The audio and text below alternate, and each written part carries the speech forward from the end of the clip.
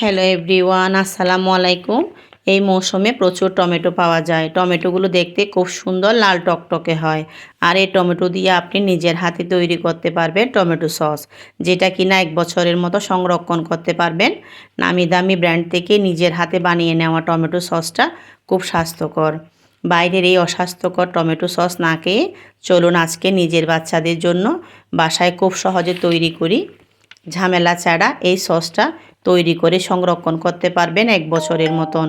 আমার ছাদ বাগানে টমেটো ধরে অনেকগুলো পেকে লাল টকটকে হয়ে আছে। এই টমেটোতে কোনো মেডিসিন ইউজ করা হয় নাই। টমেটো গাছ লাগার পর থেকে দিনে একবার করে শুধু পানি দিতাম। এই টমেটো গাছও অনেক বড় হয়ে গেছে আর টমেটোও ধরেছে মাশাআল্লাহ অনেক। ওখান থেকে একদম পাকা পাকা 1.5 কেজির মতো টমেটো নিয়ে পরিষ্কার পানি দিয়ে ধুয়ে নিলাম। এবার সব টমেটো ফালি ফালি করে কেটে নিলাম।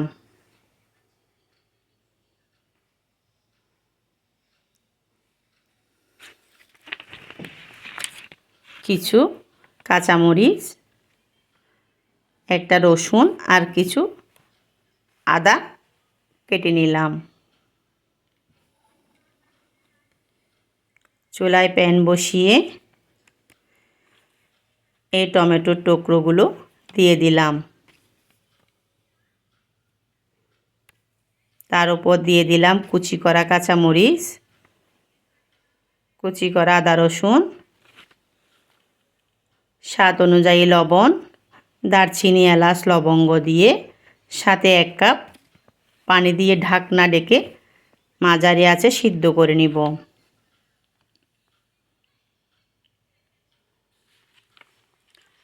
টমেটো সিদ্ধ হওয়ার ফাঁকে 2 টেবিল চামচ কর্নফ্লাওয়ার নিয়ে বাটিতে কিছুটা ভিনেগার অ্যাড করে মিশিয়ে নিচ্ছি। আর কিছুক্ষণ পর দেখা যাবে অনেকটাই পানি বেরিয়েছে।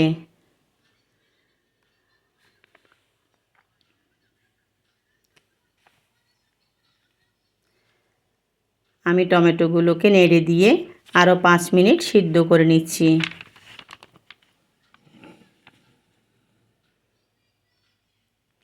আবারও ঢাকনা দিয়ে ঢেকে দিচ্ছি। এখন টমেটোগুলো পুরোপুরি নরম হয়ে গেছে আর কিছুটা গলেও গেছে। এই পর্যায়ে চুলাটাকে বন্ধ করে দিতে হবে। এখন যদি হাতের কাছে ব্লেন্ডার থাকে পুরোপুরি ঠান্ডা করে ব্লেন্ড করে নেবেন। আর যদি হাতের কাছে ব্লেন্ডার না থাকে তাহলে ওই ক্ষেত্রে আপনাদের ডাল ঘুটনি দিয়ে ম্যাশ করে তারপর চালনি দিয়ে চেলে নিতে পারেন।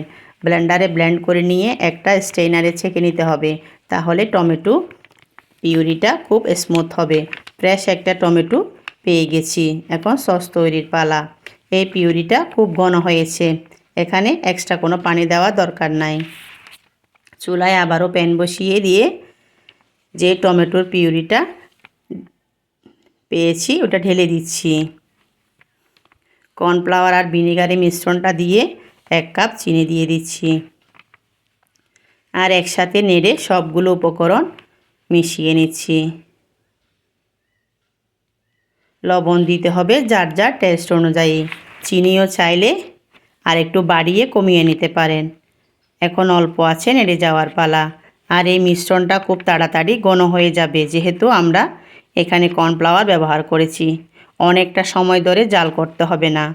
আবার চাইলে এই সসে বিট লবণও দিতে পারেন। আমাদের সসটা এখন জাল করা হয়ে গেছে। মাশাআল্লাহ, কালারটাও চমৎকার হয়েছে। আর একটা প্লেটে নিয়ে চেক করে নিচ্ছি পানি পানি দেখা যাচ্ছে কি না। সসটা একদম ঠিক আছে। এখন ঠান্ডা করে বোতলে ভরে নেওয়ার পালা। আর এই সসের ঘনত্বটা একটু খেয়াল করবেন। অল্প সময়ে এই টমেটো সসটা বাসায় তৈরি করা যায়। চাইলে আরও বেশি করে ফ্যামিলি অনুযায়ী সসটা বানিয়ে 1 বছরের মতো করে যেই কোনো কৌটা বা বোতলে ভরে সংরক্ষণ করে রাখতে পারবেন। আমি এই টমেটো সস করার ফাঁকে ফাঁকে কিছু টমেটো কেটে গোল গোল করে এতে সবজি আর ডিমের পুর ভরা দারুণ খাবার টমেটো ভাজা বানিয়েছি। এই ফ্রেশ টমেটো সস দিয়ে খেতে সত্যি দারুণ হয়েছে। আশা করছি আজকের এই টমেটো সসটা সবার ভালো লেগেছে। যদি ভালো লাগে প্লিজ আমার পেজে একটা লাইক, কমেন্ট আর চ্যানেলটি সাবস্ক্রাইব করে পাশে থাকবেন। সবাই ভালো থাকবেন। আল্লাহ হাফেজ।